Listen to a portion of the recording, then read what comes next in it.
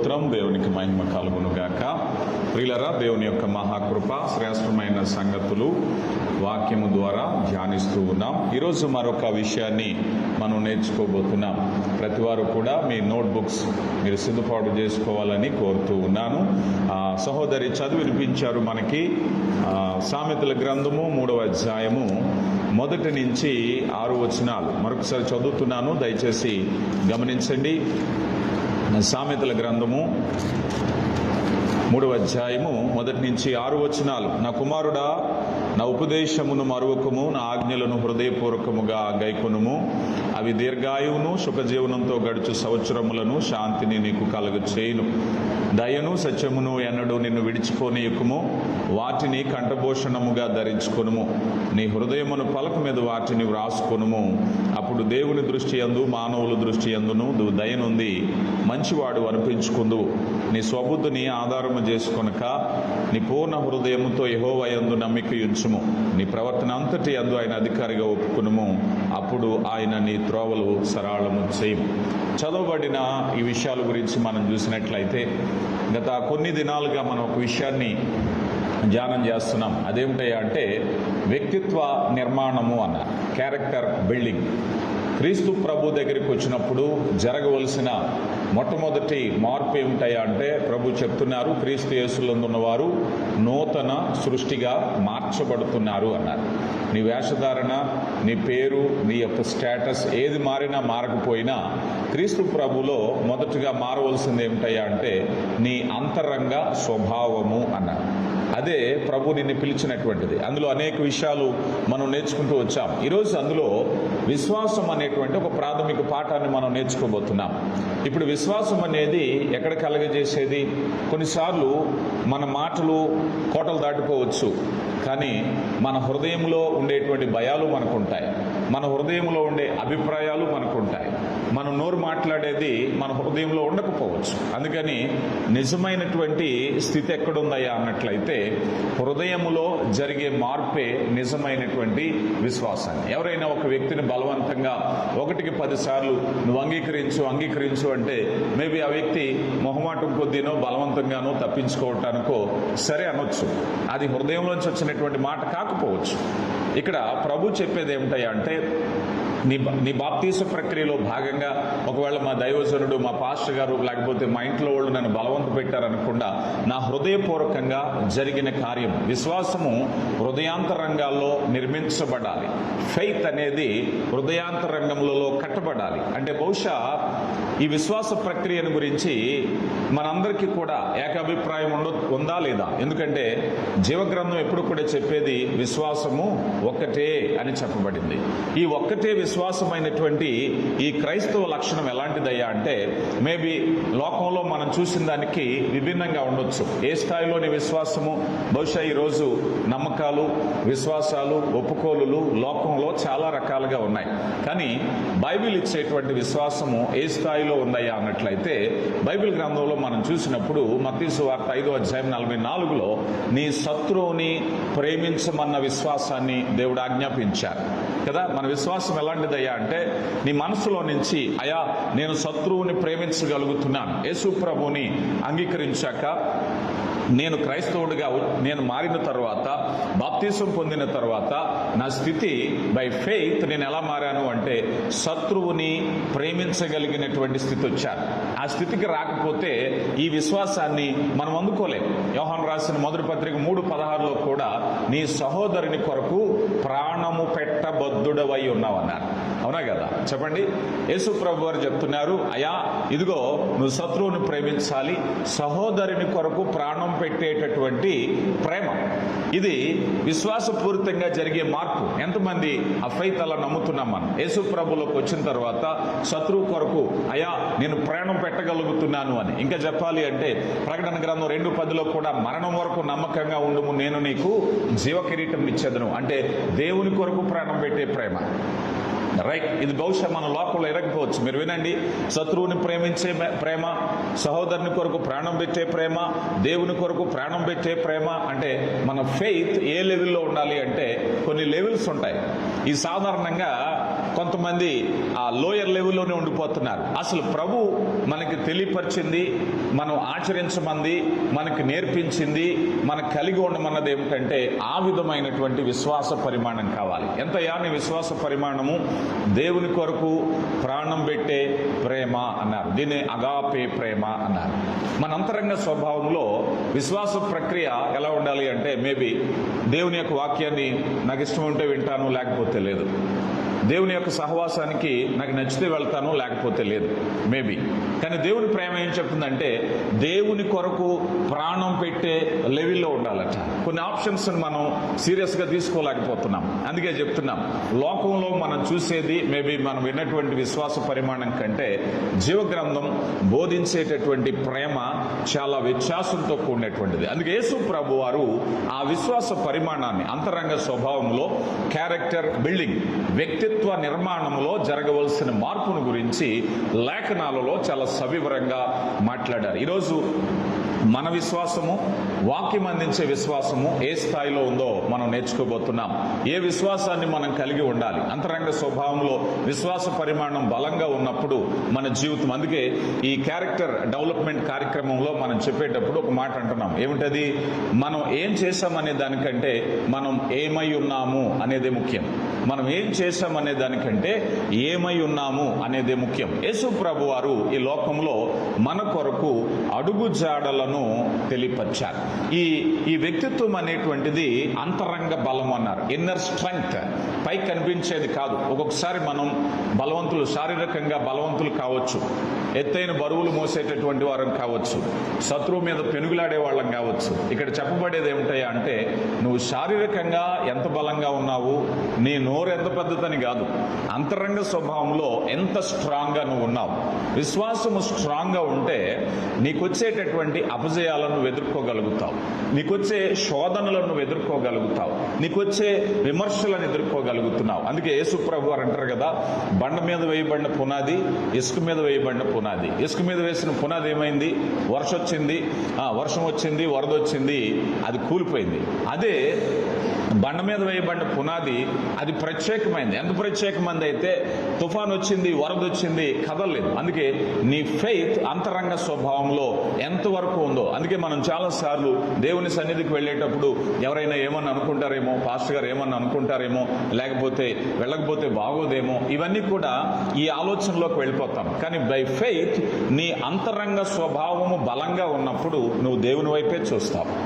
నీ నిర్ణయంలో చాలా బలంగా ఉంటావు. ఎన్నేమైనా సరే దేవుని సన్నిధిలో కనిపించాలనేటువంటి ఆ స్ట్రాంగ్ డెసిషన్లోకి ఎప్పుడు వెళ్తావు అంటే నీ ఫెయిత్ బలంగా ఉన్నప్పుడు. అందుకని నిన్ను ఎవరైనా సరే వ్యక్తిత్వ జీవితాల్లో మనం చూసేటప్పుడు వ్యక్తిత్వ నిర్మాణము బలంగా జరిగినప్పుడు ఆ పునాది గట్టిగా ఉంటుంది. అందుకే యేసు ప్రభు వారు ఆ నిర్మాణాన్ని చేపట్టడానికి, అందుకే మనం ఆ కొండ మీద ప్రసంగంలో దాన్ని నిర్మించడానికి యేసు ప్రభు బోధ అంటూ ఉంటుంది. కొండ మీద ప్రసంగాన్ని దేవుని చిత్తం అయితే మనం నేర్చుకుందాం. చాలా గోల్డెన్ రూల్స్ ఉంటాయి అక్కడ. ఎందుకనంటే ఆత్మీయ జీవితాలు ఏ స్టాండర్డ్ లో కట్టబడితే బలంగా ఉంటాయి. ఈరోజు మనం చూస్తున్నాం విశ్వాస జీవితాలు కూలిపోతున్నాయి, విశ్వాస జీవితాలు పడిపోతున్నాయి, చాలా చల్లారిపోతున్నాయి, వెనుదిరిగిపోతున్నారు, లోకంలో కలిసిపోతున్నారు, ఇష్టానుసారంగా జీవిస్తున్నారు. కారణం ఏమిటో తెలుసా? అంతరంగ స్వభావంలో బలమైన పునాది పడకపోవటమే. అంతరంగ స్వభావంలో బలమైన పునాది ఎప్పుడైతే పడిందో అది ఏ కారణాన్ని బట్టి కూడా చెక్కు చెదరకుండా చాలా బలంగా ఉండటానికి అవకాశం ఉంటుంది. అయితే ఈ వ్యక్తిత్వం అనేది అంతరంగ బలాన్ని చూపించినప్పుడు అది ఎలాంటిదయ్యా అంటే, ఒక ఉదాహరణ నేను మీకు చెప్తాను. సాధారణంగా కొన్ని పనులు చేసేటప్పుడు ఎవరైనా మనం చూసేటప్పుడు ఒకలాగా ప్రవర్తించి ఎవరో చూడనప్పుడు ఒకలాగా ప్రవర్తిస్తాం. దాన్ని ఏమన్నారు చెప్పండి? యేసు ప్రభు వారు ఏమన్నారు చెప్పండి? చూసేటప్పుడు ఒకలాగా, చూడనప్పుడు ఒకలాగా ప్రవర్తించడం. ఇంకా మనం ఓపెన్గా చెప్పాలి అంటే క్రైస్తవులుగా మన బిహేవియర్, మన లాంగ్వేజ్ దేవుని సన్నిధికి వచ్చాక ఒకలాగా, లోకంలో ఉన్నప్పుడు ఒకలాగా ఉందనుకోండి. దాన్ని ఏమంటారు? అప్పుడు అది వేషధారణ అంట. ఏమంటారు దాన్ని? వేషధారణ. మన భాషలో చెప్పాలి అంటే యాక్టింగ్ కదా. మన భాషలో చెప్పాలంటే ఏమన్నారు? యాక్టింగ్. దేవుని సన్నిధికి వచ్చి యాక్టింగ్ చేయటం అనమాట. సో ఈ మాట ఎందుకు చెప్తున్నాను అంటే, ఆ అంతరంగ స్వభావం బలంగా ఉన్న వ్యక్తి ఎక్కడున్నా ఒకేలా ఉంటాడు. ఎక్కడున్నా తన విశ్వాసం ఒకటే, ఏ స్థితిలో ఉన్నా తన ఫెయిత్ అలాంటిదే. ఈరోజు ఫెయిత్ ఎలాంటిదయ్యా అన్నట్లయితే, దేవుని కొరకు మరణం పెట్టమన్నంత లెవెల్ మన విశ్వాసం. మనం కొన్నిసార్లు దేవుని సన్నిధికి రెగ్యులర్గా మెయింటైన్ చేయలేని స్వభావం మంది. దేవుడు మనకి ఇచ్చిన విశ్వాస పరిమాణం ఎలాంటిదట? నీ స్నేహితుడు, నీ సహోదరుని కొరకు ప్రాణం పెట్టే లెవెల్, దేవుని కొరకు ప్రాణం పెట్టే లెవెల్, నిన్ను హింసించే వారి కొరకు ప్రార్థించే లెవెల్, ఆ లెవెల్లో విశ్వాస పరిమాణాన్ని దేవుడిచ్చారు. కానీ కొన్నిసార్లు మనకుండేటువంటి హ్యాబిట్స్, దీన్నేమన్నారంటే అలవాట్లు, మనకుండేటువంటి ఆత్మీయమైనటువంటి క్రమాన్నే మనం సరిగ్గా పాటించలేకపోతూ ఉంటాం. అది మన యొక్క ఆత్మీయమైన బలం. మీకు ఒక ఉదాహరణ చూపిస్తాను. ఆది కాండంలో యోసేపుని గురించి మనం చూసినప్పుడు, ఆది కాండము 39వ అధ్యాయము 7 నుంచి మనం చూస్తే, 7 నుంచి 39వ అధ్యాయం 7 నుంచి, అటు తరువాత అతని యజమానుడు భార్య యోసేపు మీద కన్నువేసి తనతో సహించమని చెప్పినప్పుడు అతడు ఒప్పక, నా యజమానుడు తన కలిగినదంతయు అని చెప్తూ 9వ వచనం దిగుబాగాన్ని అంటారు కదా, నేనెట్లు ఇంత ఘోరమైన దుష్కార్యమును చేసి దేవునికి విరోధముగా పాపము కట్టుకుందునని తన యజమానునితో చెప్పగా. మీరు గమనిస్తే ఇప్పుడు యోసేపు ఎక్కడున్నాడు చెప్పండి? యోసేపు ఎక్కడున్నాడు? ఐగుప్తులో ఉన్నాడు, మేబీ ఫారెన్ కంట్రీలో ఉన్నాడు. తన దేశం నుంచి వేరే దేశం వెళ్ళిపోయాడు. అక్కడ తన స్వజనాంగం లేరు, తన బంధువులు లేరు, తన సంఘస్థులు లేరు, తన భాష మాట్లాడేవారు లేరు, తన ఊరు వాళ్ళు లేరు, ఎవరూ లేరు. తను ఎలాగున్నా అడిగేవాడు ఎవరూ లేరు. అవునా కదా? తను ఎలాగున్నా అడిగేవాళ్ళు ఎవరు లేరు.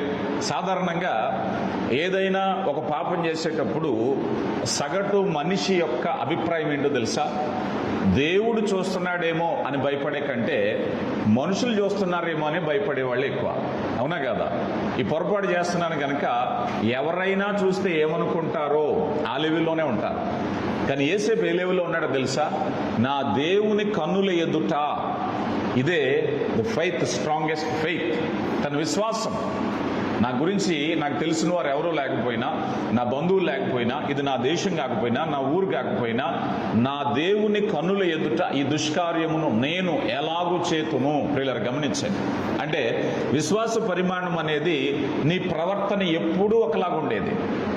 లోకంలో కలిసిపోయినప్పుడు ఒకలాగా, స్నేహితులతో ఒకలాగా, దేవుని సన్నిధిలో ఒకలాగా, ఇలా కాదట.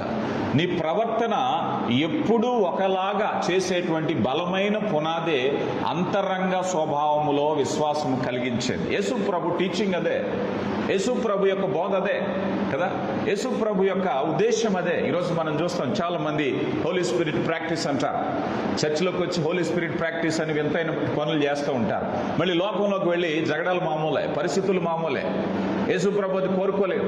నువ్వు సన్నిధిలో ఉన్నా, బయట ఉన్నా, ఎక్కడున్నా కూడా నీ అంతరంగ స్వభావము బలమైన కన్స్ట్రక్టివ్గా ఉండాలి. అది ఆయన కోరుకున్నది. అందుకని అంతరంగ స్వభావంలో జరిగేటటువంటి పాత్రలు ఈరోజు మనం చూసినప్పుడు విశ్వాస పరిమాణాన్ని గురించి మనం చూస్తున్నాం.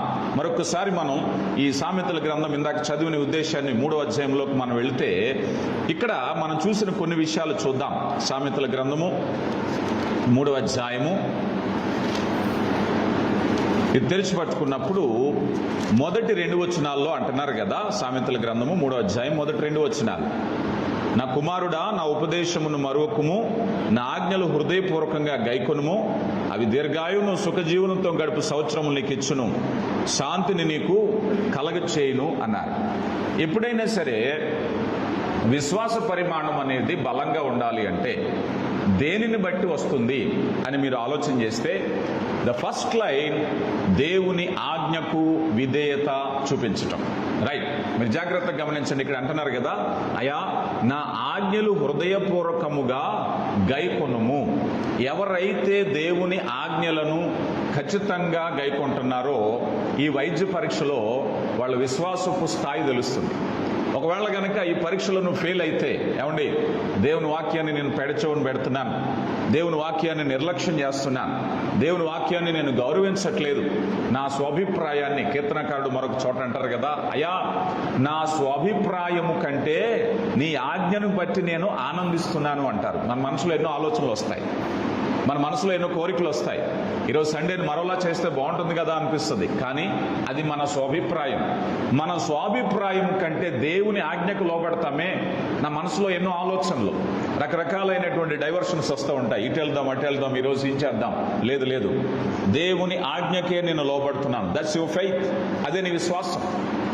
ఎవరెవరిని విమర్శించక్కర్లేదు. మనల్ని మనం స్వపరీక్ష చేసుకుంటే, అయ్యా నేను విశ్వాసంలో ఎంతగా ఉన్నాను అని అంటే, పాపులు నిన్ను ప్రేరేపింపగా ఒప్పకము అంట.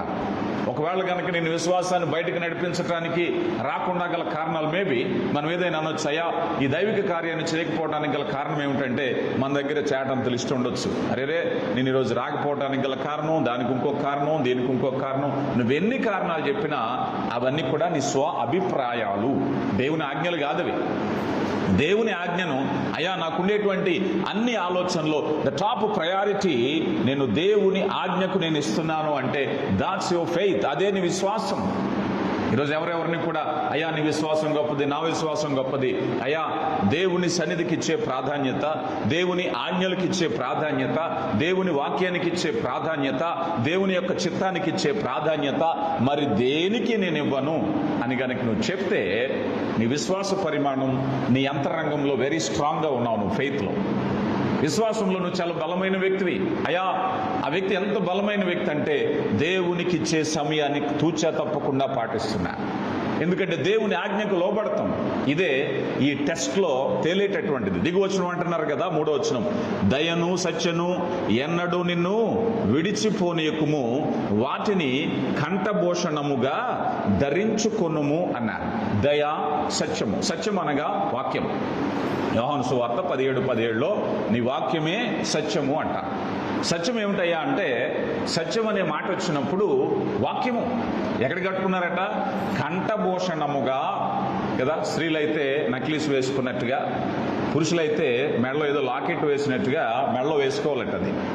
సో ఈ అలంకార రూపంగా చెప్పబడిన మాటకు అర్థం ఏమిటయ్యా అంటే ఆ ఆజ్ఞను మర్చిపోకుండా ధరించుకోవటం కదా. ఎవరైనా స్త్రీలు మెడలో నక్లీస్ వేసుకుని ఎక్కడికైనా వెళ్ళి అరే మర్చిపోయినండి అక్కడ పడేసాను అంటారు ఎవరైనానే. ఏమైనా మర్చిపోతారు కానీ అది మర్చిపోరు, అవునా కదా. ఎవరైనా పురుషులైనా ఒక విలువైన చైన్ కొనుక్కుని మెడలో వేసుకున్నారు, అదే సరదాగా టీ షాప్ దగ్గరికి వెళ్ళి తీసి పక్కన పెట్టానండి అంటారా?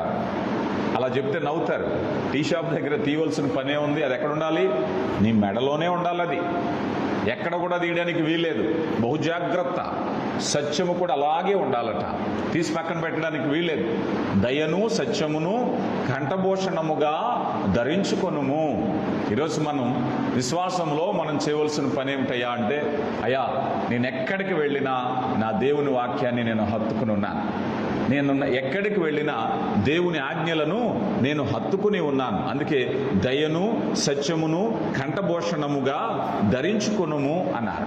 ఇంకా 5-7 వచనాలు 5 నుంచి చూస్తే, నీ స్వబుద్ధిని ఆధారము చేసుకొనక నీ పూర్ణ హృదయముతో యెహోవా యందు నమ్మిక ఉంచుము, కింద నీ ప్రవర్తన అంతటి యందు ఆయన అధికారిగా ఒప్పుకో అన్నారు. ఇక్కడ విషయం ఏమిటయ్యా అంటే నమ్మకం.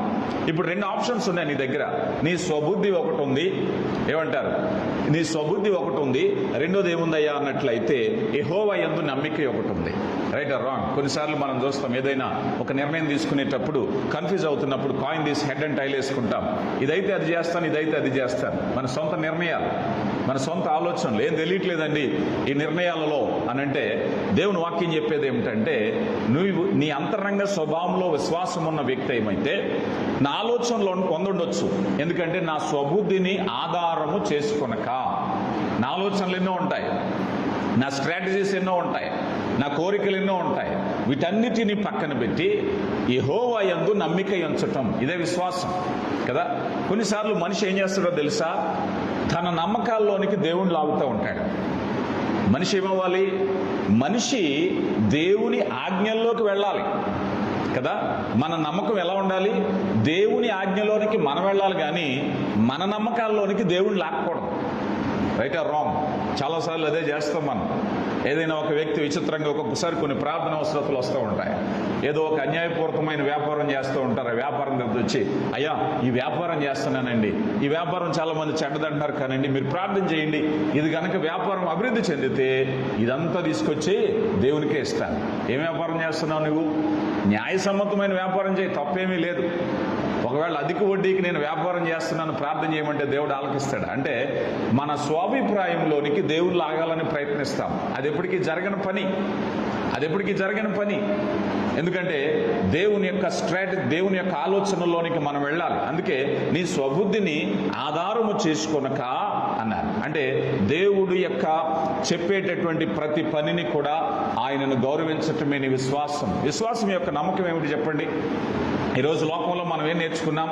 సాధారణంగా ప్రార్థన చేసేటప్పుడు, ప్రసంగాలు చేసేటప్పుడు నమ్ముట నీ వలనైతే నమ్మువానికి సమస్తము సాధ్యమే అంటే బాల్ తీసుకెళ్ళి ఆయన కోర్టులో పెట్టేస్తున్నారు. ఆయన ఏదో చెయ్యాలని నేను నమ్ముతున్నానని. కానీ అసలు విషయం ఏమిటయ్యా అంటే విశ్వాసము నిన్ను స్వబుద్ధిని ఆధారం చేసుకోకుండా బ్రతకమని చెప్పేది విశ్వాసం. నీ సొంత ఆలోచనలోకి వెళ్లకుండా దేవుని ఆజ్ఞకు లోబడమని చెప్పేది విశ్వాసం.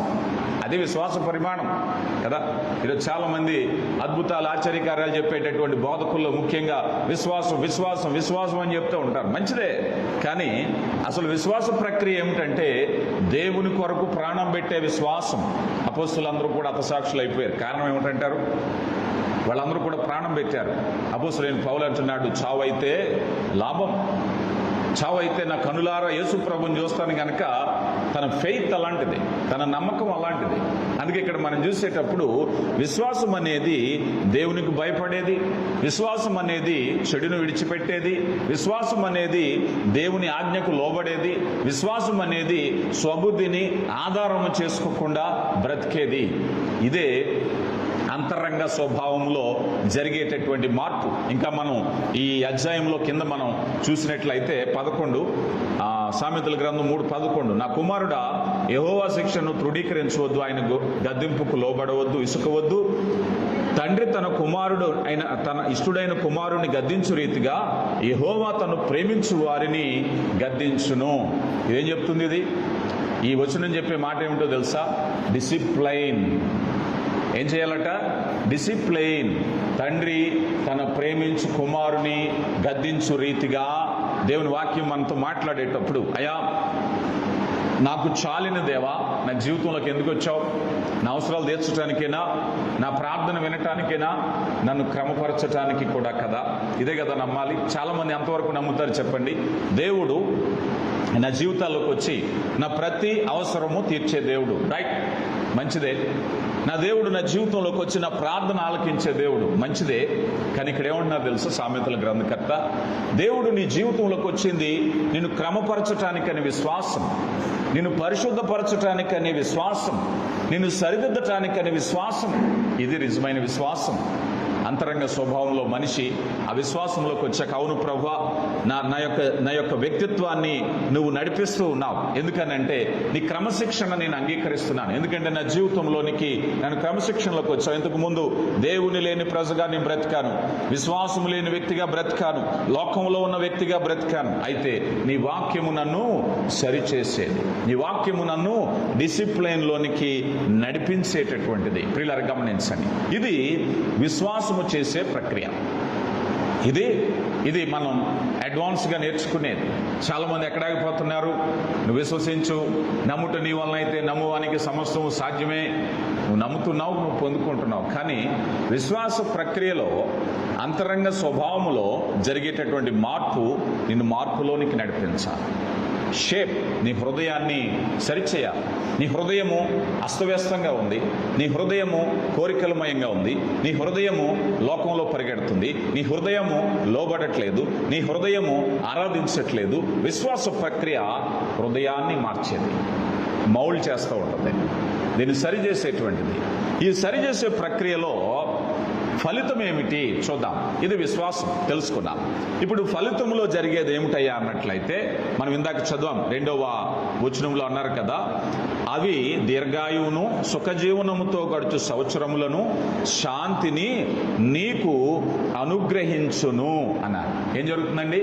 ఇప్పుడు విశ్వాస ప్రక్రియలో మనిషి హృదయం మారింది, విశ్వాసభరితమైపోయింది, స్ట్రాంగ్ ఫెయిత్లోకి వచ్చాడు.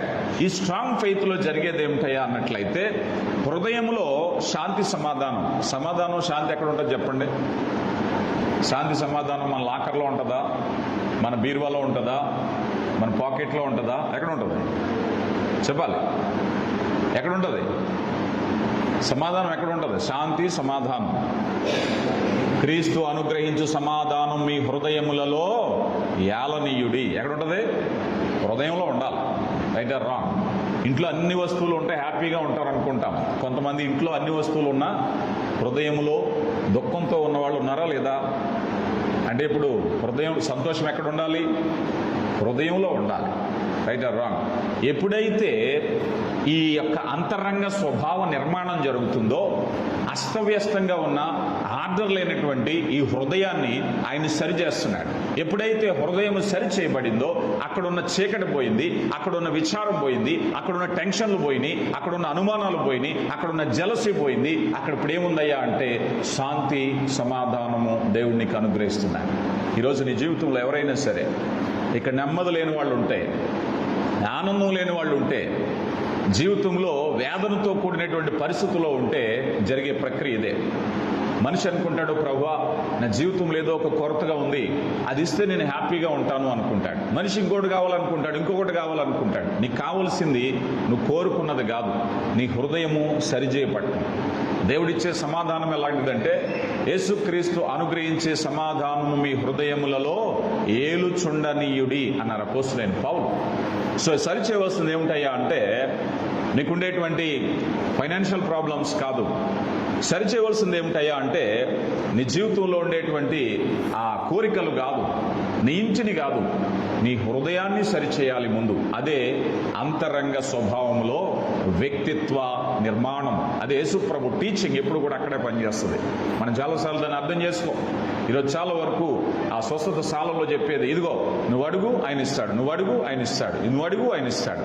కానీ ప్రభు చెప్పింది ఏమిటంటే, నిన్ను నూతన సృష్టిగా నేను మార్చబోతున్నా, నీ అంతరంగ స్వభావాన్ని నేను మార్చబోతున్నాను, నిన్ను ఎంపవర్ చేయబోతున్నాను, నిన్ను బలపరచబోతున్నాను, నీకుండే సమాధానాన్ని నీకు అనుగ్రహించబోతున్నాను. నిన్నటి దినాన్ని మనం ఇదే పాఠాన్ని చెప్పాం. మీరు ఎంతమంది యూట్యూబ్లో వింటున్నారో నాకు తెలియదు, కానీ నిన్నటి దినాన్ని వ్యక్తిత్వ నిర్మాణంలో సమాధానం గురించి మాట్లాడుకున్నాం. శాంతి. ఈ శాంతి అట హెబ్రీయులకు రాయబడిన పత్రిక 4వ అధ్యాయం మీరు చదవద్దు, కానీ ఆ దిగు 4వ వచనం వరకు మనం చూసినప్పుడు శాంతి సమాధానం మీకు అనుగ్రహిస్తాడని అపోస్తలుడైన పౌలు చెప్తారు. పౌలు గారు అప్పుడు ఎక్కడున్నారు? సమాధానం గురించి మాట్లాడే పౌలు ఎక్కడున్నారు అప్పుడు? రోమ్ చెరసాల్లో ఉన్న వ్యక్తి సమాధానం గురించి లెటర్ రాస్తున్నాడు. రోమ్ చెరసాల చాలా చిన్న గది, ఒక కేజ్, అందులోనే అక్కడే దుర్గంధం, అక్కడే అన్ని, స్వేచ్ఛ లేదు, ఆ దుర్గంధంలో ఉండాలి. అలాంటి చోట ఎంతో విచారం, ఎంతో దుఃఖం. కానీ అపోస్తలుడైన పౌలు తను హ్యాపీగా ఉండడమే కాకుండా క్రైస్తవ సమాజానికి ఆనందించుడి, మరలా చెబుతును ఆనందించుడి అని రాస్తున్నాడు. అంత ఆనందం ఎక్కడొచ్చిందయ్యా నీకు? నీ చుట్టూ నీ కేజ్లో ఏసీ లేదు, ఒకవైపు దోమలు ఉన్నాయి, రాత్రి అయితే దోమలు ఉన్నాయి, పగలైతే ఈగలు ఉన్నాయి, అక్కడ శుద్ధి లేదు, శుభ్రం లేదు, దుర్గంధం ఉంది, భయంకరమైన పరిస్థితి. అలాంటి ఆ చెరసాల్లో నీకు ఆనందం ఎక్కడుంది అంటే పౌలు చెప్తున్నారు, అయ్యా ఆనందము, సంతోషము, శాంతి అనేటువంటిది హృదయంలో ఉండేది. బయట ఉన్న పరిస్థితులు నిర్ణయించేవి కాదు. అప్పుడప్పుడు సరదాగా అనుకుంటాం, అప్పు చేసి ఏసీ కొనుక్కుంటే ఇన్స్టాల్మెంట్ కొట్టాలంటే ఏసీలో కూడా చెమటలు పడతాయి, అవునా కదా? ఎందుకని? అప్పు చేసి కొనేసాం, ఏసీ చల్లగా ఉంటుందని. కానీ ఈఎంఐ కట్టేటప్పటికి చెమటలు వస్తూ ఉంటాయి, ఏసీ పనిచేసినా కూడా. చాలామంది పరిస్థితి అదే. అవుటర్ ఫీలింగ్ నీ సంతోషాన్ని డిసైడ్ చేసేది కాదు, నీ ఇన్నర్ ఫీలింగ్ అది క్రమంగా ఉన్నప్పుడు నీ సంతోషాన్ని డిసైడ్ చేసేటువంటిది. విశ్వాస ప్రమాణం అంతే.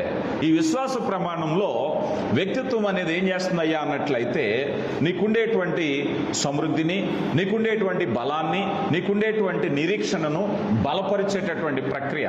ఎప్పుడైతే అందులో అభివృద్ధి చెందుతున్నావో విచారం పోతుంది. చాలామంది ఏదో ఒక విచారం, చాలామంది ఏదో ఒక దుఃఖం, ఏదో ఒక వేదనతో ఉన్నట్టుగా జీవితాలు వెళుతూ ఉంటాయి. ఒకసారి ప్రభువుని అడిగితే నీ అంతరంగ స్వభావం మార్చబడాలి. కొంతమంది అనుకుంటారు, నా జీవితం చాలా అస్తవ్యస్తం ఉందండి, నేను సంతోషంగా ఉండాలి అంటే నా జీవితంలో చాలా అద్భుతాలు జరగాలి అనుకుంటారు. కానీ నీ జీవితంలో చాలా అద్భుతాలు కాదు. ఒకే అద్భుతం, నీ హృదయంలో సరైనటువంటి క్రమము ప్రవేశపెట్టాలి.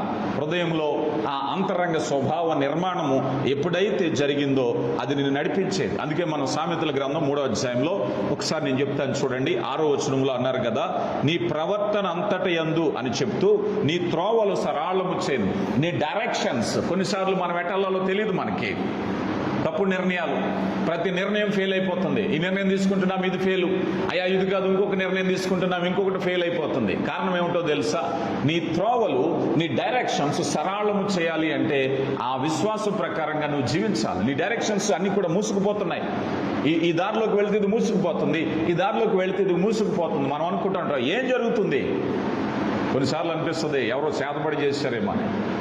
కొన్నిసార్లు అనిపిస్తూ ఉంటుంది ఎవరో ఏదో భయంకరమైనటువంటి శాతపడో లేకపోతే క్షుద్ర శక్తులు ఏదో చేశారు, ఇది పోయేలాగా లేదని. కానీ దేవుని వాక్యం చెప్తుంది, నీ మార్గము సరళము చేయబడాలి. 8వ వచనం చూడండి, 8వ వచనంలో అంటున్నారు కదా, నీ దేహమునకు ఆరోగ్యమును, నీ ఎముకలకు సత్తువ కలుగును. స్ట్రెంగ్త్ కదా. మనిషి నువ్వు చాలా బలవంతుడివి, నీలో ఉన్న భయమే నిన్ను బలహీనతలోనికి నడిపిస్తుంది. నీలో ఉన్న భయమే నిన్ను చేతగాని వాడిని చేస్తుంది. ఏ పని చేయడానికి ముందుకు వెళ్ళలేకపోతున్నారు. ఏదో ఒక భయం, ఏదో ఒక అనుమానం, ఏదో ఒక ఆందోళన కదా. ప్రపంచంలో అన్నిటికంటే బలమైనది విశ్వాసం. ప్రభు అదే చెప్తున్నాడు. చాలా మంది వారికి ఉండే ఎబిలిటీని వారు ఉపయోగించుకోలేకపోతున్నారు. ఏదో ఒక భయం, ఇలా ప్రారంభిస్తే ఏమనుకుంటారో, ఇలా చేస్తే ఏమనుకుంటారో, ఎన్నో భయాలతో ముందుకు రాలేకపోతున్నారు చాలా మంది.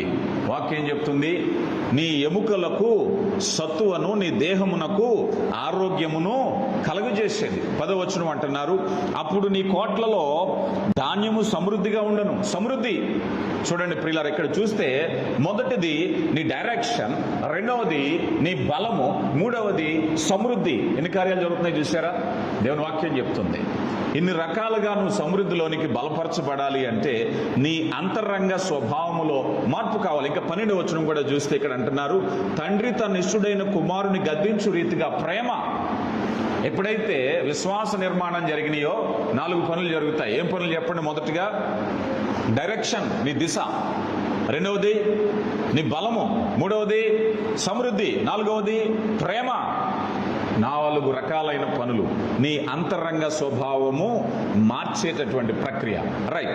ఇక మనలో ఎప్పుడైతే విశ్వాస నిర్మాణం జరుగుతుందో ఏమిటండి నా బెనిఫిట్ ఏమిటి? నేను అంతగా దేవుని ఆజ్ఞకు లోబడితే, నా విశ్వాసాన్ని నిర్మించుకుంటే నాలో జరిగేది ఏమిటి? ఆ చేంజెస్ ఏమిటి తెలుసుకుందాం అంటే అపోస్తలుడైన పౌలు ఆ విషయాలను తెలియపరుస్తున్నారు. రండి, కొలసీలకు రాయబడిన పత్రిక 3వ అధ్యాయము, కొలసీలకు రాయబడిన పత్రిక 3వ అధ్యాయము 5 నుంచి ఒకసారి మనం చూస్తే, కావున భూమి మీదున్న మీ అవయవములు అనగా జారత్వమును, అపవిత్రాత్మ, కామాతృత, దురాశ, విగ్రహారాధన, ధనాపేక్ష చంపివేయుడి అన్నారు. ఇక్కడ మనం చూస్తే ఎప్పుడైతే విశ్వాస నిర్మాణ ప్రక్రియ జరుగుతుందో ఏమవుతుందో తెలుసా? మన శరీరం, మన యొక్క హృదయంలో ఉండే అనేక విషయాలు తొలగిపోతున్నాయి. ఇప్పటి వరకు కొన్ని అనుమానాలు ఉన్నాయి మనకి. సాధారణంగా మన సొసైటీలో అబ్జర్వ్ చేస్తే ఒక వ్యక్తి కొంతమందితో కలిసి ఏదో ఒక వ్యసనంలో ఉన్నాడు అనుకుందాం. మేబీ అది జూదం కావచ్చు, లేకపోతే ఇంకేదైనా కావచ్చు. అందులో నుంచి ఒక వ్యక్తి, నలుగురిలోంచి ఒక వ్యక్తి వ్యసనం నుంచి మానేసి, అయ్యా ఈ వ్యసనం నుంచి నేను మారిపోతున్నాను, ఇక నేను మీతో కలవనని చెప్పారనుకోండి, మిగిలిన వాళ్ళు అప్రకటిత స్ట్రైక్ ప్రకటిస్తారు. ఏంటి, మాతో కలిసి రావా? మా అవసరం రాదా? చూద్దాం, అయితే నువ్వు ఎలా బ్రతుకుతావో చూద్దాం. ఏదో ఒక బ్లాక్ మెయిల్, మరలా మాతో కలిసి నువ్వు పని చేసేంత వరకు ఏదో ఒక విధంగా నేను బాయ్కట్ చేస్తాం. అంటే లోకము నిన్ను విడిచిపెట్టడానికి ఇష్టంగా లేదు. కానీ నీ అంతరంగ స్వభావం అనేది బలహీనంగా ఉన్నప్పుడు ఆ మాయ మాటలకు పడిపోతూ ఉంటావు. నిజమే కదా? ఈ తప్పు చేయకపోతే నేను ఎలా బ్రతకాలి? అయ్యో రేపు పొద్దుట ఏమైనా అడిగితే నలుగురితో లేకపోతే నా జీవితం ఏమైపోతుందని. దానికి కారణం ఏమిటంటే నువ్వు అంతరంగ స్వభావంలో బలహీనంగా ఉన్నావు అని. మేబీ మీకు ఒక ఉదాహరణ చెప్తాను. షద్రకు, మేషకు, అబేద్నెగో అనేటువంటి వారు ఒక ప్రతిమను చూపించి, అయ్యా ఈ ప్రతిమకు మీరు నమస్కరించండి అన్నారు. అప్పుడు వాళ్ళు ఏమన్నారో తెలుసా? మేము సేవించుతున్న దేవుడు ఈ అగ్నిగుండకము నుంచి మమ్మలను రక్షించగలిగిన సమర్థుడు. ఒకవేళ ఆయన రక్షించకపోయినను ఈ ప్రతిమకు మేము నమస్కారం చేయం. ఏం చేస్తారయ్యా? ఈ అగ్నిగంధకాల్లో మేము దూకేస్తాం. ఎంత స్ట్రాంగ్గా ఉందండి వాళ్ళ ఫెయిత్, అంతరంగ స్వభావం ఎంత బలంగా ఉందండి. ఈరోజు చిన్న చిన్న విషయాలకే మనం దేవుని యొక్క సహవాసం నుంచి తొట్టిల్లిపోతున్నాం. దానియేలు దగ్గరికి వెళ్ళారు. అయ్యా ఇదిగో కొన్ని దినముల వరకు నువ్వు ఏ దేవతనే కానీ ఏ ప్రతిమనే కానీ ఎవరిని కూడా మీరు ఆరాధించకూడదు, ప్రార్థించకూడదు అన్నారు. దానియేలు గారు తన యొక్క కార్యాలయం ఆఫీస్ అవర్స్ అయిపోయింది, హ్యాపీగా వచ్చేసాడు. వాళ్ళందరూ చూస్తున్నారు, అబ్బాయి ఆకాశం తలకిందులైపోయినా ఈ టైంలో ఈయన వెళ్ళి ప్రార్థన చేస్తాడు, మనకు తెలుసు, ఈయన పట్టుకుందాం, ఈయన పట్టుకోవడానికే శాసనం చేశాం అన్నట్టుగానే అందరూ చూస్తున్నారు. చక్కగా ఆయన ఆ గదిలోకి వెళ్ళాడు, తలుపులు వేసుకున్నాడు, యెరూషలేము తట్టు కిటికీలు తీశాడు, చేతులు ఎత్తు ప్రార్థన చేయడం మొదలు పెట్టారు. రాజా రాజా నీ ఆజ్ఞ ఇచ్చినా కూడా చూడు ఏం చేస్తున్నాడో. దానియేలు నీకు భయం లేదా? సింహబోన్లో వేస్తాం, వెయ్యండి అయ్యా. నా ఫెయిత్ వెరీ స్ట్రాంగ్, నా నమ్మకం చాలా బలమైనది. తీసుకెళ్లారు, సింహబోన్లో వేశారు. తర్వాత మనకు తెలుసు, సింహాల నోళ్లను మూయించిన దేవుడు. ఎంత విశ్వాసం ఉంటే ఆ పని చేయాలి, ఆలోచన చేయండి. అంటే కొన్నిసార్లు కొన్ని తప్పిదాలు చేయటానికి మనలో ఒక భయం. మేబీ అనుకుందాం, ఎవరో మనకు అప్పిస్తా అన్నారు, కరెక్ట్గా ఆ రోజే ఆరాధనకి వెళ్ళాలా, అప్పు తీసుకోవడానికి వెళ్ళాలా, కన్ఫ్యూజన్. ఈ టైంలో వెళ్ళకపోతే నేను ఏమైపోతాను, ఒక భయం. నీ ఫెయిత్ స్ట్రాంగ్గా ఉన్నప్పుడు వాటిని నువ్వు అధిగమించగలుగుతావు. నీ ఫెయిత్ బలంగా ఉన్నప్పుడు వాటిని అధిగమించగలుగుతావు. ఇదే విశ్వాసములో బలమైనటువంటి కార్యం, ఆ మార్పు జరిగేటటువంటి ఆ సందర్భం. అందుకే అంటున్నారు, ఇదిగో పాపము నుంచి విడుదలైనటువంటి క్రొత్త జీవితం.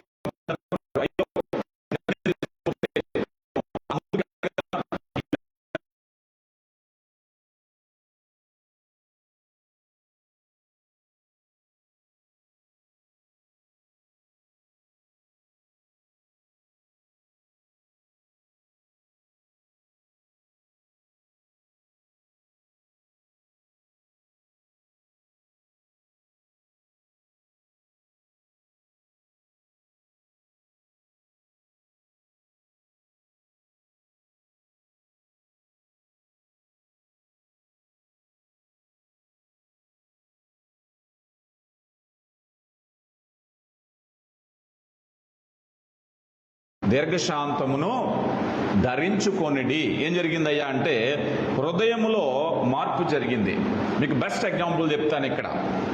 ఈ అంతరంగ స్వభావం అనేది ఎప్పుడైతే మార్పు జరుగుతుందో ఇక్కడ జరిగేది ఏమిటయ్యా అంటే నూతన హృదయము అన్నారు.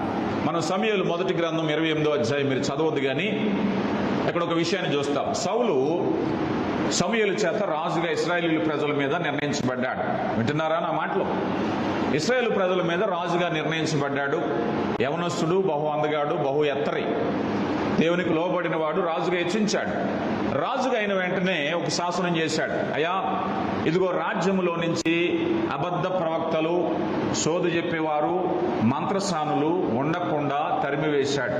ఎవరైనా ఈ ప్రాక్టీస్ చేస్తే వారికి మరణ శిక్ష డిక్లేర్ చేశారు. ధర్మశాస్త్రం చెప్పింది అదే, రాళ్ళతో కూడా చంపండి. ఈ డిక్లేర్ చేసింది సౌలు రాజు అమలు పరిచాడు. కాలం గడిచింది, కొంతకాలం అయ్యింది. సౌలు ఇబ్బందుల్లో పడ్డాడు. ఇబ్బందుల్లో పడి ఏం చేయాలి అని అంటే ఒక ఆయన పిలిచి అన్నాడు, అయ్యా మన రాజ్యంలో ఎవరైనా మంత్రసాని ఉంటే చూడండి. ఇక్కడ మీరు గమనిస్తే రాజ్యంలోంచి వెళ్ళగొట్టాడు కానీ హృదయంలోంచి వెళ్ళగొట్టలేదు. ఆయనే వెళ్ళగొట్టాడు. ఇప్పుడు ఆయనకే మంత్రసాని కావాల్సి వచ్చింది. మంత్రసాని దగ్గరికి వెళ్తే మంత్రసాని భయపడిపోయింది. సౌలుకి తెలిస్తే నా ప్రాణం తీస్తాడని. అప్పుడు సౌలు ఏం చేయడు తెలుసా? మారువేషం వేసుకుని అక్కడికి వెళ్తాడు. ఈ విషయాన్ని ఎందుకు చెప్తున్నామంటే రాజ్యంలోంచి వెళ్ళగొట్టింది ఆయనే, రాజ్యంలో ఉండకుండా శాసనం చేసింది ఆయనే, మళ్ళీ అక్కడికి వెళ్ళింది ఆయనే కదా. మనం కూడా ఒక్కొక్కసారి ఏదైనా బలహీనతలో ఉన్నప్పుడు, ఏదైనా అనారోగ్యంతో ఉన్నప్పుడు మనకి ఇలాంటి శోధనలు వస్తాయి. ఒకసారి నేను డిగ్రీ చదువుతున్నప్పుడు అనుకుంటా, నాకు టైఫాయిడ్ జ్వరం వచ్చింది. డాక్టర్ గారు తీసుకెళ్తున్నారు, కామన్ డాక్టర్. ఆయన ఇంజక్షన్లు చేస్తున్నాడు, టాబ్లెట్లు ఇస్తున్నాడు. ఆ జ్వరం తగ్గట్లేదు, వస్తుంది పోతుంది. ఈ క్రమంలో ఎంత చేసినా తగ్గకపోతే ఆ ఇరుగమ్మ పొరుగమ్మ వచ్చి ఎవరో చేతపడి చేశారని మొదలుపెట్టారు. మొదటి నుంచి క్రైస్తవ కుటుంబమే. మా నాన్నగారు మా అమ్మగారు ఎవరో ఒప్పుకోలేదు. లేదు మేము అలాంటివి ఏమి నమ్మం, మేము వైద్యం చేస్తాం, ప్రభు మీద నమ్మకం. ఈ లోపల ఎవరు చెప్పారో మా తాతయ్య గారు కన్విన్స్ చేసి మా పేరెంట్స్ తెలియకుండా నన్ను తీసుకెళ్ళాడు అక్కడికి. నేను డిగ్రీ చదువుతున్నాను, నాకు కూడా చెప్పలేదు. అక్కడికి వెళ్ళిన తర్వాత ఆ మంత్రగాడి దగ్గర కూర్చోబెట్టాడు. ఆయన ఏదో కళ్ళు మూసుకుని ఏదో చేశాడు. నేను వెళ్ళిపోతానని కూర్చోరానని నేను బలహీనంగా ఉన్నాను. కూర్చున్న తర్వాత, ఇదిగో నువ్వు స్నేహితులతో కలిసి గత కొన్ని రాత్రుల కిందం 2వ షో సినిమాకి వెళ్ళి వస్తున్నావు, అప్పుడు నీ నీడ పాము మీద పడింది, పాము తలకొట్టు చచ్చిపోయింది అన్నాడు. అయ్యా, నా జీవితంలో నేను ఎప్పుడు సినిమాకి వెళ్ళలేదు, నువ్వు చెప్పిన స్టేట్మెంటే రాంగు. నేను డిగ్రీలో నేను ఎప్పుడు సినిమాలకు వెళ్ళి సినిమా చూడలేదు, నేను సినిమాకి వెళ్ళానని చెప్తున్నావే, ఇది ఎలా నమ్మాలి? అప్పుడు చెప్పాను మా తాతయ్యతో, చూసేవాడు చెప్పేదంతా మోసం. ఆ తర్వాత మళ్ళీ వేరే డాక్టర్ దగ్గరికి వెళ్ళాక బ్లడ్ టెస్టులు చేశారు. ఆ ప్రకారంగా అది టైఫాయిడ్ అని కొంతకాలానికి నయమైంది. ఈ మాట ఎందుకు చెప్తున్నామంటే, సాధారణంగా విశ్వాసులైనటువంటి వారు కూడా తొట్టిల్లిపోతున్నారు లోకంలో కదా. బాగా అప్పుల సమస్యలు వచ్చేసినాయి. మంచి విశ్వాసి, వాక్యంలో బలమైన వ్యక్తి ఎవరో చెప్తాడు, అయ్యా నువ్వు దేవుల్లో ఉన్నావు మంచిదే, కానీ నువ్వేమనుకోకపోతే చిన్న సలహా, ఈ అప్పులన్నిటికీ గల కారణం ఈ బాత్రూమ్ ఇక్కడ కట్టించావంటాడు. లేనిపోని ఆ సలహా చెప్పి మనసులో ఆ వేదన, ఇది ఇక్కడ ఉండడం బట్టే సమస్య, ఈ గోడ ఇక్కడ కట్టావు ఇదే సమస్య, తీసేస్తే సమస్యలన్నీ పోతాయి. గమనించండి, బలహీన మనస్సాక్షి, అంతరంగ నిర్మాణము ఇంకా నిర్మించబడలేదు, కాంక్రీట్ పునాది వేయబడలేదు ఆ హృదయంలో. ఈ మాటలకు ఎందుకు లోబడుతున్నారంటే, హృదయం ఇంకా కాంక్రీట్ పునాది వేయబడలేదు. ఒకసారి కాంక్రీట్ పునాది వేస్తే అలాంటి ఏమి లేవు, బయటికి వెళ్ళావు అంటాం. మెత్తగా ఉందనుకోండి హృదయం, ఎటు కావాలంటే అటు తిప్పేయడానికి చూస్తాడు. ప్రియులారా గమనించండి, ఇక్కడ ఈ మాట మనం చూసేటప్పుడు ఇశ్రాయేలు ప్రజలలో ఒక బలమైన రాజుగా ఉన్న వ్యక్తి మంత్రసాని దగ్గరికి వెళ్ళాడు. ఎంత సిగ్గుచేటు చెప్పండి. ఈరోజు గమనించండి, సజీవుడైన దేవుని మనం కలిగి ఉన్నాం. ఆయన శక్తిని గురించి వాక్యంలో మనం ధ్యానం చేస్తున్నాం. ఆయన ప్రేమ ఏంటో తెలుసు, ఆయన బలం ఏమిటో తెలుసు. లోకంలో ఉన్న ఏ అధికారం కంటే అత్యున్నతమైన అధికారం అలాంటి ఆయన చేతిలో ఉన్నాం. కొంతమంది వచ్చి అంటారు, అయ్యా దేవుడు మాట నిజమే, దైవం ఉన్న మాట నిజమే కదా, అందుకని మీరు నమ్మాలి. మేము నమ్మవండి. అబ్బాబే దేవుడు ఉన్నాడని నమ్మారు కదా, ఈ దయ్యాన్ని నమ్మాలి, ఈ శాతబండిని నమ్మాలి, దీన్ని నమ్మాలి. అయ్యా అత్యున్నత సింహాసనాసీనుడైన దేవుని హస్తంలో నేనున్నాను, అపవాది నా దగ్గరికి రాడు. అది ఫెయిత్, స్ట్రాంగ్ ఫెయిత్. అయితే ఇక్కడ మనం చూసినప్పుడు, మనం ఎప్పుడైతే క్రీస్తు ప్రభులోకి వచ్చామో, ఇక మనలో జరిగే మార్పును గురించి మరొక అంశం చూసినట్లయితే, కొలసీలకు రాయబడిన పత్రిక 3వ అధ్యాయం 16వ వచనం, సంగీతముతోనూ కీర్తనతోనూ ఆత్మ సంబంధమైన పద్యముతోనూ ఒకనికొకను బోధించుచు బుద్ధి చెబుతూ కృపాసహితముగా మీ హృదయములలో దేవుని గూర్చి గానము చేయుచు సమస్త విధములైన జ్ఞానముతో క్రీస్తు వాక్యము మీలో సమృద్ధిగా నివసింపనీయుడి. చాలా జాగ్రత్తగా వినాలి. ఇప్పుడు ఏం జరిగింది? ప్రభులోకి వచ్చాక మన హృదయము క్రొత్త సందేశముతో నింపబడింది. The new message. ఏమిటి మెసేజ్? దేవుని వాక్యము. మన హృదయంలోకి ఏమొచ్చిందండి ఇప్పుడు విశ్వాస నిర్మాణంలో? చెప్పాలి. ఉదాహరణకి మీరు ఏదైనా ఒక బిల్డింగ్ కడుతున్నారు, ఫౌండేషన్ బలంగా వేయాలి. వేసినప్పుడు, అయ్యా ఇదిగో కంకర వేసారా, వేసామండి. ఆ తర్వాత ఇసుక వేసారా, వేసామండి. సున్నం వేసారా, లేదండి సున్నం అవసరం లేకుండా కడదాం. బలంగా ఉంటుందా? సిమెంట్ లేకుండా కడితే బలంగా ఉంటుందా? గమనించాలి. ఐరన్ ఎందుకులేండి, ఏమైనా కర్రలు పెట్టి కట్టేసేయండి, బలంగా ఉంటుందా? ఈ స్ట్రాంగ్ ఫౌండేషన్ కావాలి అంటే నీ హృదయంలో వాక్యం అనేటువంటిది నింపబడాలి. ఈరోజు నువ్వు ఎంత స్ట్రాంగో తెలియాలి అంటే, ఎప్పుడైనా నిన్ను పరీక్షించుకో. నువ్వు ఒక విశ్వాసిగా నిన్ను పరీక్షించుకో. ఎప్పుడైనా బైబిల్ గ్రంథాన్ని తెలిసి, జాగ్రత్తగా వినాలి నా మాట, ఎప్పుడైనా బైబిల్ గ్రంథాన్ని తెరిచి ఒక వాక్యాన్ని తీసుకుని పరిశీలనగా నేను ఎప్పుడైనా చదివానా? ఈ వాక్యాన్ని బట్టి దైవజనులు నేను ఎప్పుడైనా ఎక్స్ప్లెనేషన్ అడిగానా? ఒక సందేశాన్ని నేను అడిగానా? That's your practice. అలాంటి అనుభవంలోనికి వచ్చిన రోజు విశ్వాసంలో నువ్వు బలపడుతున్నావు. నీ హృదయములో వాక్యమే లేకుండా ఏదో కాసేపు చెప్పింది వినేసేసి నీకు అక్కడి నుంచి బయటకు వచ్చాక యూట్యూబ్ ఆన్ చేసుకుని లోకంలో సమాచారాలు, లోకంలో న్యూస్లు, cinema news, political news, cinema పాటలు, లేకపోతే మరొకటి హృదయంతో నింపబడిపోతే, క్రొత్త సందేశముతో నీ హృదయాన్ని నింపకపోతే విశ్వాసములో నీ హృదయము కట్టబడటలేదు. ప్రియులారా గమనించండి. ఎప్పుడైనా నీ వాక్యాన్ని నువ్వు నెమరు వేసుకుంటున్నావా? ఎప్పుడైనా నీ వాక్యాన్ని నువ్వు గుర్తు చేసుకుంటున్నావా? లేదండి ఇక్కడ ఏదో చెప్తున్నారు అయిపోయింది మళ్ళీ వచ్చాకే అంటే నీ అంతరంగ స్వభావం కట్టబడట్లేదు. అందుకే మనం నోట్స్ ఎందుకు రాసుకుంటున్నాం చెప్పండి. ఈసారి నోట్స్ ఎందుకు రాసుకుంటున్నాం చెప్పండి. మీరు చెప్పారు మేము రాస్తున్నాం అంతే అంటారా? మీరు చెప్పారు మేము రాస్తున్నామని. సో రివిజన్, ఒక్కొక్కసారి దాన్ని ఒకసారి రివ్యూ చేసుకుంటూ ఉండాలి.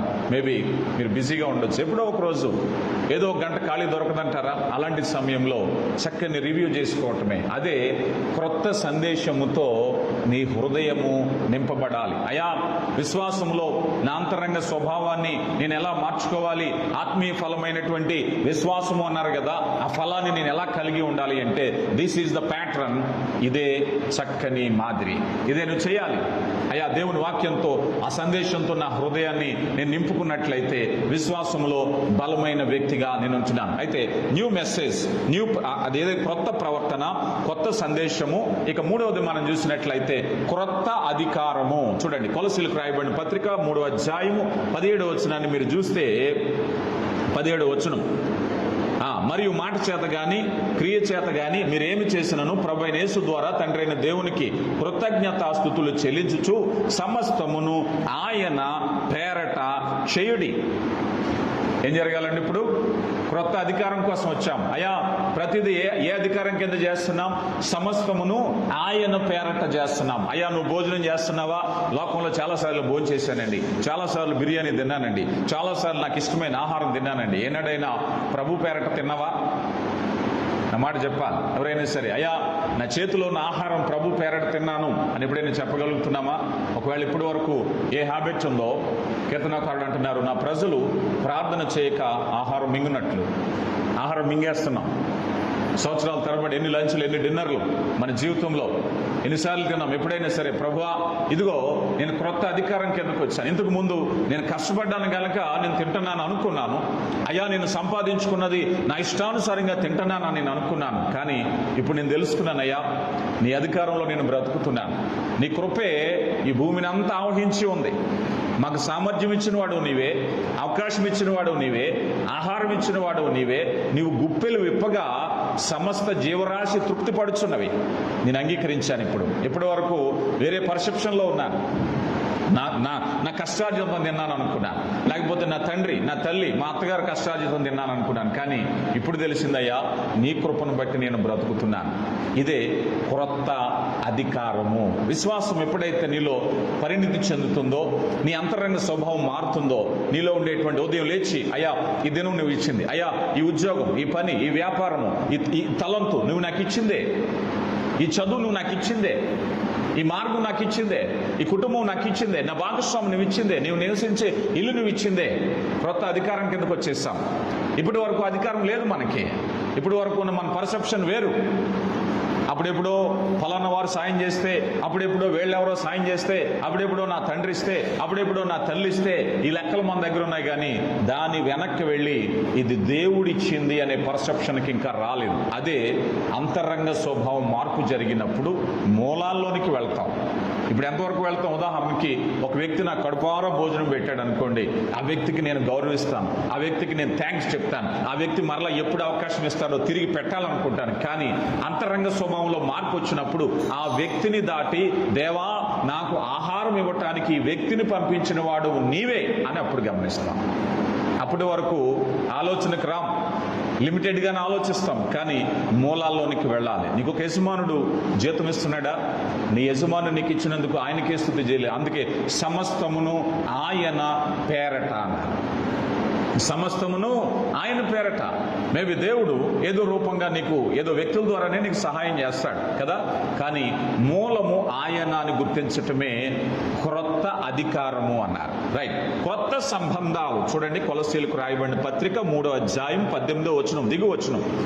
భార్యలారా మీ భర్తకు విధేయులయ్యుండుడి, ఇది ప్రభువుని బట్టి యుక్తమే కదా. మేబీ భార్య ఎక్కువ కట్నం తీసుకొచ్చింది కనుక గౌరవించాలనే వాళ్ళు లోకంలో ఉన్నారు. Yes or not? చెప్పండి, అవునా కదా? నా భర్త ఎక్కువ సంపాదన పరుడో, మేబీ పెద్ద ఉద్యోగమో వ్యాపారమో ఉంది కనుక ఆయన గౌరవించాలి, లేకపోతే గౌరవించకూడదనే అభిప్రాయాలు ఉన్నాయి. లోకంలో ఉన్నాయా లేదా చెప్పండి? కట్నం తెచ్చిన భార్యకి ఇచ్చే రెస్పెక్టు, కట్నం తేని భార్యకి ఇచ్చే రెస్పెక్టు, వ్యత్యాసాలు ఉన్నాయా లోకంలోని? ఉన్నాయా లేదా చెప్పండి? ఉద్యోగస్తుడైన భర్తకి, సంపాదన పరుడైన భర్తకి, లేని భర్తకి ఉన్న వ్యత్యాసాలు ఉన్నాయా లేదా కదా? వ్యత్యాసాలు లోకంలో ఉన్నాయి, మనలో కూడా చెప్పట్లేదు. కానీ వాక్యం చెప్పేది ఏమిటయ్యా అంటే క్రొత్త సంబంధాలు వచ్చాయి. ఇక్కడ ఏమని అంటున్నారు తెలుసా? అయ్యా, మీ భర్తలకు విధేయులై ఉండుడి. ఎందుకు విధేయులై ఉండాలి? సంపాదన, అందగాడనా, వ్యాపారస్తుడనా, దేని కొరకట? భర్త అయినందుకే విధేయుడై ఉండాలి. దేనికోసమండి? చెప్పట్లేదు నా మాట. భర్తను ఎందుకు గౌరవించాలి? మళ్ళీ చెప్పాలి. భర్తను ఎందుకు గౌరవించాలి? భర్త అయినందుకే గౌరవించాలి. మళ్ళీ భర్త ఇంకొకటి అవసరం లేదు కదా? భర్త సెలబ్రిటీనో, భర్త ఉద్యోగస్తుడో, భర్త ఆదాయం ఉన్నవాడో అవసరం లేదు. భర్త అయితే చాలు గౌరవించటానికి. అవునా కదా? Right are wrong? చాలా మంది స్త్రీలు సగం సగం బుర్రొప్పుతున్నారు. అర్థమవుతుందా లేదా చెప్పండి? భర్తను ఎందుకు గౌరవించాలి? హెడ్ ఆఫ్ ద ఫ్యామిలీ, దేవుని యొక్క నిర్మాణం ఫ్యామిలీ. అతనికి ఉండేటువంటి ఎబిలిటీస్ నువ్వు ఎప్పుడు చూడొద్దు. దేవునికి చెప్తున్నాడు, విశ్వాస పరిమాణంలోకి వచ్చాక నీ కుటుంబ రిలేషన్స్, మేబీ ఇదే సమయంలో భార్య పట్ల కూడా భర్తకి ఏం చెప్తున్నాడు? నీ సొంత శరీరము వలె వారిని ప్రేమించాలి. మీ ఇంటికాడి నుంచి ఏం తెచ్చావు? ఏ బంగారం తెచ్చావు? నిన్ను చేసుకున్నాక నాకు ఏం కలిసి వచ్చింది? It's none of subject. ఎందుకు ప్రేమించాలి భార్యని? భార్య అయినందుకే ప్రేమించాలి కదా? బెనిఫిట్ గురించి కాదు. భర్తకి ఎందుకు లోబడాలంటే భర్త అయినందుకు. న్యూ రిలేషన్స్, ఇవన్నీ కూడా ఎందుకు చెప్తున్నారు అంటే విశ్వాస ప్రక్రియలో నీలో జరిగే మార్పు. అయ్యా, నేను విశ్వాసిగా మారాను. మనకున్న పేరేంటి చెప్పండి? విశ్వాసులు. అవునా కదా? కానీ విశ్వాసంలో ఎంత విషయాలు ఉంటాయి. విశ్వాసంలో ఎంత లోతైన భావం ఉంటుంది. ఆ విశ్వాసంతో అంతరంగ స్వభావం కట్టబడినప్పుడు ఏం జరుగుతుందయ్యా అన్నట్లయితే, ఇదిగో నూతనమైన హృదయం కలుగుతుంది, నూతనమైన సందేశము, నూతనమైన అధికారము, నూతనమైన సంబంధాలు అన్ని నూతనంగా మారిపోతున్నాయి. దీనినే నూతన సృష్టి అన్నారు. ఇది ఎప్పుడు సడన్ గా జరిగేది కాదు. ఇది ఎప్పుడో సడన్ గా జరిగేది కాదు. ఈ విషయం కూడా చెప్తున్నాను. నెత్తిమే చేయేసో హూ అంటే పడిపోయేది కాదు. ఇది వాక్యములో ధ్యానంలోకి వెళ్ళాక మనం ఎప్పుడైతే ప్రాక్టీస్లోకి వస్తున్నామో, ఎప్పుడైతే ప్రార్థిస్తున్నామో, ఎప్పుడైతే ధ్యానిస్తున్నామో దేవుడు నీ హృదయాలకు గోచరం చేస్తారు. అప్పుడు జరుగుతుంది. నూతన హృదయం దేవుడు నాకు ఇస్తున్నాడు. అయ్యా, నూతన సందేశంలోకి వచ్చాను. అయ్యా, నూతన అధికారంలోకి వచ్చాను. నూతన సంబంధాల్లోకి వచ్చాయి. యేసు ప్రభులోకి వచ్చాక ఆనందం ఎక్కడి నుంచి వస్తుంది? ఇదే ఆయన కలగ చేసే ఆనందం.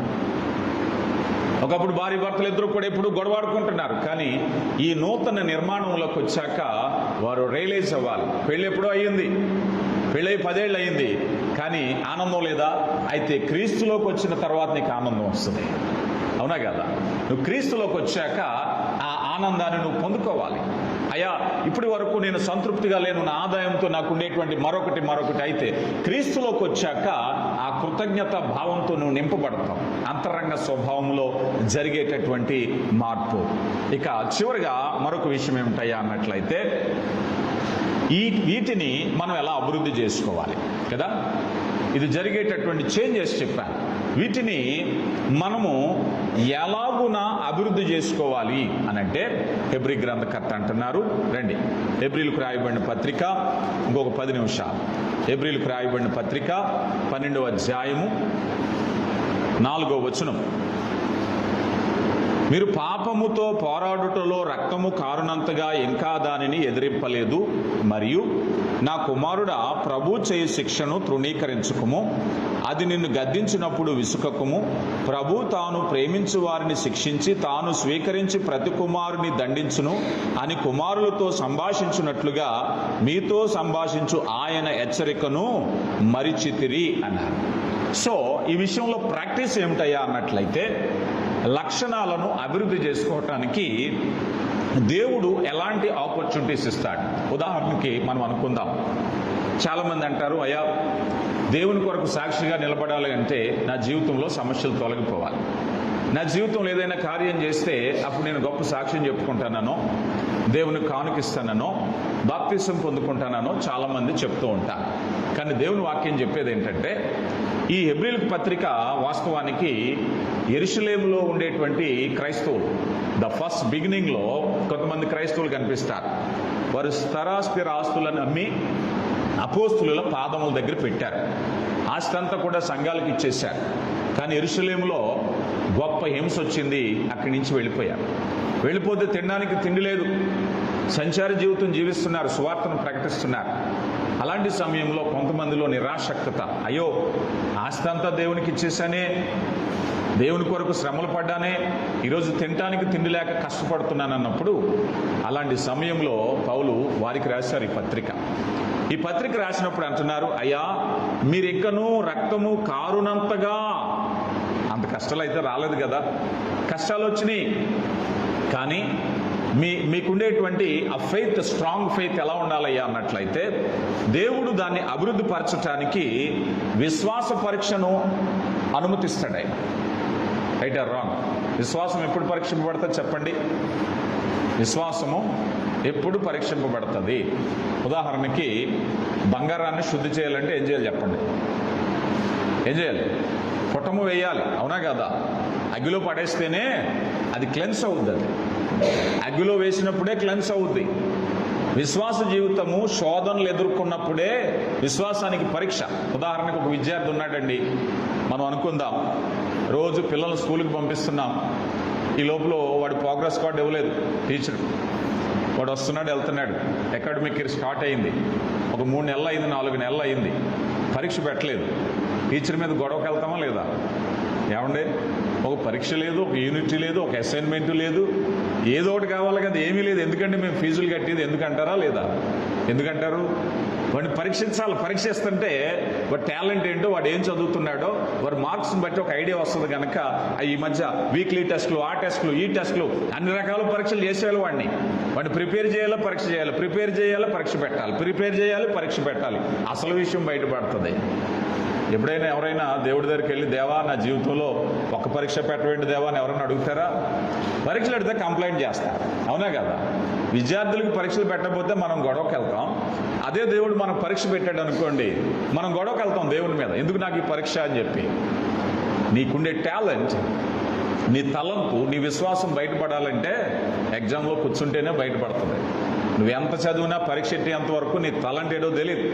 టీచర్ దగ్గరికి వెళ్ళి, ఎలా చదువుతున్నాడు మా వాడు, ఏమంటే పరీక్ష బాగానే చదువుతున్నాడు, అవన్నీ నాకెందుకు, పరీక్ష పెట్టి చెప్పు, నాకు వాడికి ఎన్ని మార్కులు వచ్చినాయి చెప్పు అంటాం. అంతేగాని ఆయన నోటి మాట పరీక్ష ఎందుకంటే మీ వాడు బాగానే చదువుతున్నాడు పోనీ ఉండండి ఊరుకుంటామా? అబ్బాబే పరీక్ష పెట్టాల్సిందే. మేము తెలుసుకోవాలి. ఈరోజు పరలోకపు తండ్రి కూడా మనం చూసినప్పుడు మనల్ని పరీక్ష పెడుతున్నారు.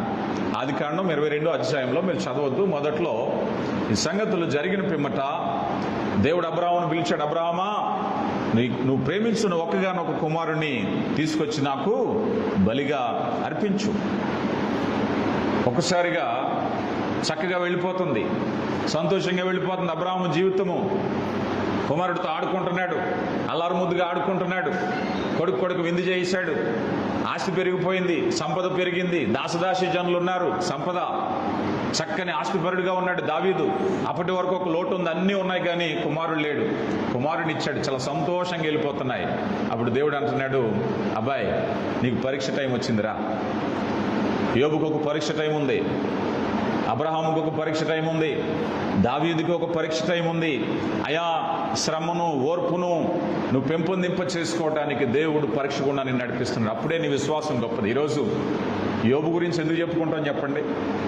యోబు విశ్వాసంలో గొప్పవాడని ఎందుకు చెప్పుకుంటున్నాం? అతను పరీక్షింపబడ్డాడు కనుక. విశ్వాసంలో తండ్రిగా అబ్రహామును ఎందుకు చెప్పుకుంటాం? అతడు పరీక్షింపబడ్డాడు కనుక. నిన్ను నేను కూడా దేవుడు అలా చెప్పుకోవాలని ఇష్టపడుతున్నాడు. ఆ యోబు విషయంలో దారిపోయంట అపవాదిని పిలిచాడు దేవుడు. అపవాది ఇలారా, నా కుమారుడైనా యోబుని చూసావా, ఎంత నీతిమంతుడో గొప్పగా చెప్పుకుంటున్నాడు దేవుడు. ఎన్ని శ్రమలు వచ్చినా కూడా దేవుడు ప్రతిఫలం ఇచ్చే దేవుడు. కొరింథీయులకు రాయబడిన మొదటి పత్రిక 10వ అధ్యాయంలో శోధన దేవుని నుంచి కలగదు కానీ దాని నుంచి తప్పించుకునే మార్గాన్ని ఆయన కలగజేస్తాడు. ప్రతి సంఘటన దేవుడు కృపనిస్తున్నాడు. ప్రియులారా, శ్రమలు సహించు దేవుని యొక్క కృపను విజయవంతమైనటువంటి పరిస్థితుల్లో ఇవ్వడానికి ఇష్టపడుతున్నారు. ఒకవేళ నీ జీవితంలో ఏ పరిస్థితుల్లో నువ్వు ఉన్నావో ప్రభు నీతో మాట్లాడుతున్నారు. ఎప్పుడైతే నీ విశ్వాస అంతరంగ పరీక్ష ఎప్పుడైతే బలంగా కట్టబడుతుందో శ్రమలను అధిగమించగలుగుతావు. జీవితంలో కొత్త సందేశము, క్రొత్త సృష్టి, క్రొత్త అధికారము, అనేకమైన మేళ్లతో దేవుడు నింపబోతున్నాడు. దేవుడు ఆశీర్వాదాలతో మనలందరినీ దీవించునుగాక. ఆమేన్. ప్రార్థించుకుందాం. కృప కలిగిన దేవా, ప్రేమ నమ్మకం కలిగిన మా తండ్రి, ఎత్తుబడిన వాక్యాన్ని మా హృదయాల్లో ఫలింపులోనికి నడిపించండి అయ్యా. నూతన సృష్టిగా, నూతన సందేశముతో అయా, నూతన అధికారముతో అయా మీ కృపచేత మమ్మల్ని నింపడానికి మా అంతరంగ నిర్మాణాన్ని వాక్యము ద్వారా జరిగిస్తున్నందుకు మహిమ చెల్లిస్తున్నాం అయా. మీ చిత్తాన్ని మేము నెరవేర్చే బిడ్డలుగా ఉండడానికి కృప దయచేయండి. చెప్పబడిన విన్నటువంటి వాక్యము మా హృదయాల్లో విత్తండి. నీరు కట్టిన తోట వలె ఫలింపులోనికి నడిపించండి. బలమైన పునాది మీద మేము కట్టబడాలి. మీ కృపను బట్టి కార్యము జరిగించి మా యొక్క సహవాసాన్ని ఆత్మీయంగా దినదినము బలపరచుమని క్రీస్తు నామములో అడిగి వేడుకొంచున్నాము తండ్రి. ఆమేన్.